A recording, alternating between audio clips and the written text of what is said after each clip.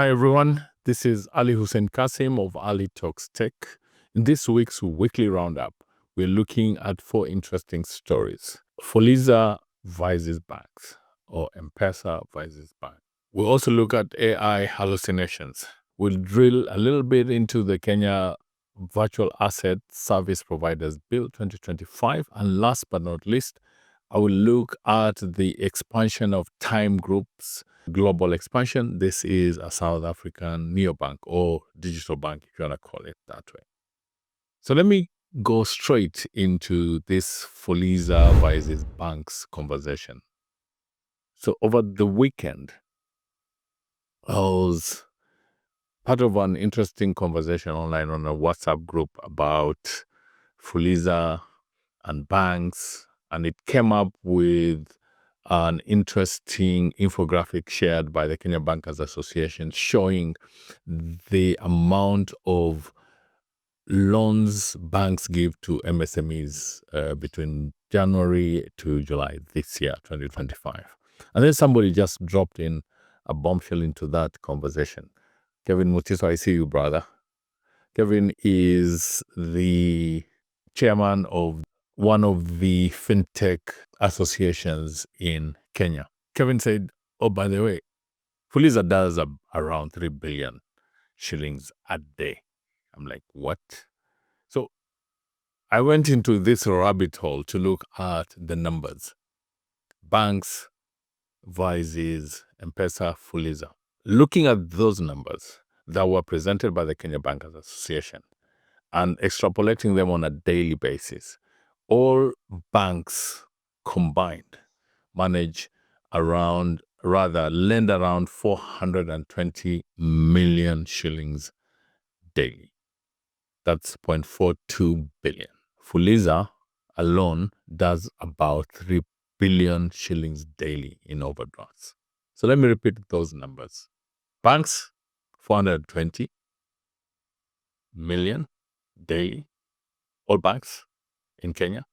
Fuliza alone, 3 billion, around 3 billion shillings daily. So I went into this rabbit hole to try and figure out what's going on here. And then it just hit me. Like, Fuliza is not just M-Pesa. Fuliza is a combination of 3 interesting organizations in financial services in Nairobi. That is Safaricom's M-Pesa, NCBA Bank, and KCB. It got me thinking around this ecosystem of financial services in Kenya and in Africa. And we are always pitting fintechs, mobile money, and banks against each other. But the reality is that the best of possible solutions is to actually create an ecosystem of partners that work together. And the best example is how Fuliza has been cobbled together by these 3 banks. Yeah, well, they're banks. I mean, as far as I'm concerned, M-Pesa is a bank without a banking license. So between these 2 banks, NCBA and KCB and M-Pesa, to create one of the most interesting lending platforms we have ever seen, not just in Kenya or Africa, the world over.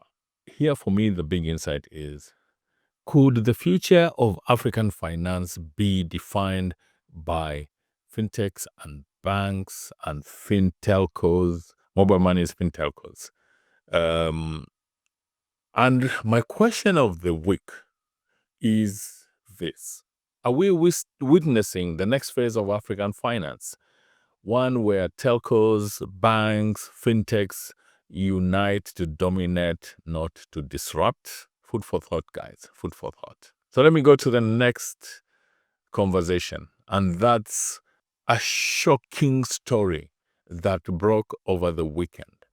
In Australia, Deloitte Australia has been fined by the Australian government, or they have been forced to refund $440,000 for a report that was filled with AI hallucinations. So let me step back for the people who may not know what I'm talking about. What's AI hallucinations? Everyone, especially in this part of the world today, is using artificial intelligence for all sorts of things, for deep work, for basic research, for basic search. But what is happening now? Guys, AI hallucinations are real. In this particular story, Deloitte Australia was hired by the Australian government to do a report. Some clever dude in the Deloitte offices decided to use AI but not do any interventions. AI is best utilized for people who understand their stuff, who are using artificial intelligence to enhance what they do, not to replace what you do. So what happened in this particular case is that this report was filled with hallucinations, things that don't exist. This AI platform, whichever it doesn't matter which platform you're using. If you don't know your stuff, guys, be very careful. I keep on telling my friends that a dunderhead using AI multiplies his dunderhead 1,000 times. I know it's a tough thing to say, it's a rough thing to say, but that's a fact. Guys, AI is not supposed to replace your thinking. It's supposed to enhance your thinking. So in this particular case, you have one of the big four consulting firms doing exactly what they're telling people not to do. And that's a major red flag. For me, the biggest issue here is not even the amount of money they were forced to return. It is the effect of bad publicity and the impact of negative publicity on the Deloitte brand. Guys, be very, very careful. Be super, super careful how you use AI. An interesting anecdote about the AI dashes. I don't know whether you know what I'm talking about. Apparently, legend has it that Kenyans who have been in the forefront of doing a lot of these LLM trainings when it comes to AI, apparently Kenyans are fond of using dashes on AI. So every time you see a dash on those AI results that you pull out, guys, just know there's probably a Kenyan somewhere who's plugged in that. That's a legend. It's not been proven, but it's one of those things I really like to drill down. I'm going to ask my sister Shiko Kitao, who's just set up an AI hub in Nairobi, whether there's any truth in this. And Shiko, if you are hearing me, please just plug into the comments below this video.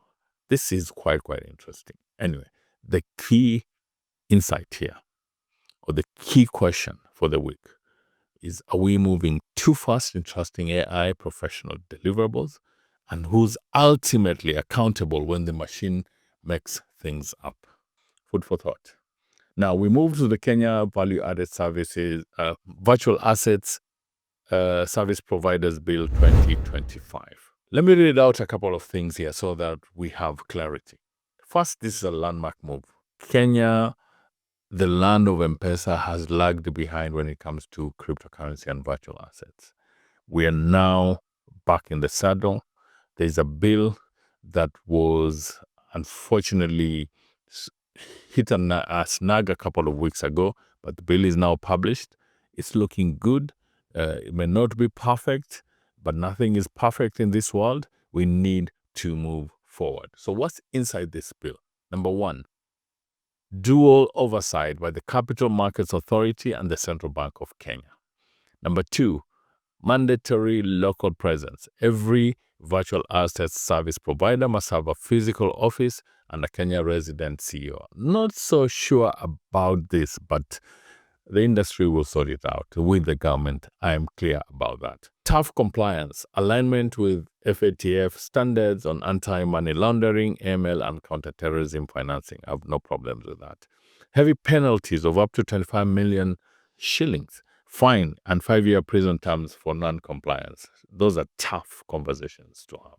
It's important to note that sometime last year, Kenya was grey-listed by the FTF for lacking crypto regulation, among other issues that we needed to deal with.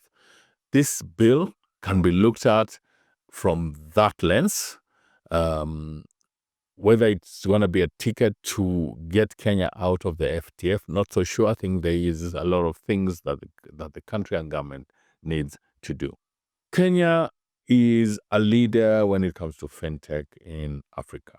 Fact of the matter is that we have lagged behind when it comes to crypto engagement, regulation, policy, and stuff like that. This is going to be addressing that. Let's all come together as a country and as an ecosystem to support and engage and make sure that we get the best out of this bill. My last story today is on Tyme Bank or Tyme Group. From Cape Town to Manila to Jakarta, this African digital bank or neobank is quietly building one of the most interesting and ambitious digital banking empires to come out of Africa. Interestingly, they raised some money a couple of months ago, and probably the most interesting neobank in the world, called Nubank, coming out of Brazil, is an investor into Tyme Bank. They are now in 6 markets. We are talking about South Africa, the Philippines, Vietnam, Indonesia, Hong Kong, and Singapore, serving 17 million plus customers. What makes Tyme Bank different? It's not just a digital bank. It's cobbled up a very interesting physical presence with partners like Pick and Pay and SM Stores in Manila, Philippines, to bring together what is now popularly known as a fee digital presence. And they also have an interesting land and expand strategy.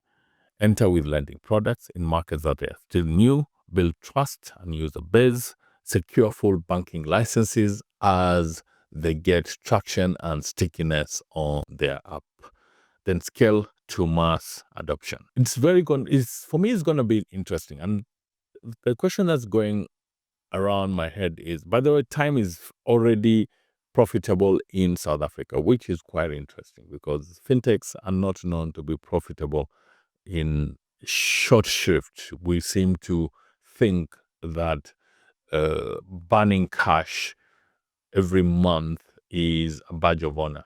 Things have changed. So we need to think through our, what I call P2P, path to profitability. And Tyme seems to have got that to the T. The question that keeps on going through my head when I think about Tyme and its growth projection across Africa and their partnership with Nubank as a partner is, when is Tyme Bank going to be fully acquired by Nubank? Because it's not far-fetched. I mean, Nubank is a monster. It has built a conglomerate of a digital bank literally from scratch. From core banking to partnerships they have done a fantastic job. And it's super, super profitable. And Tyme Bank gives them a foothold in similar markets. Brazil, by all intents and purposes, is not a first-world country. They've managed to grow in Brazil by leaps and bounds, 30% clip every year, compounded annual growth, and profitable. So that model is, it's not far-fetched to think that they can transform that model and structure it into an African neobank. And Tyme Bank is possibly an interesting target for Nubank. So looking forward to see how this plays are turning up. And to close out my weekly roundup today is this AI thing, guys. It's a great tool, but it's not supposed to replace you. But if you continue to think it will replace you, eventually it will replace you. Looking forward to next week. Asanteni sana.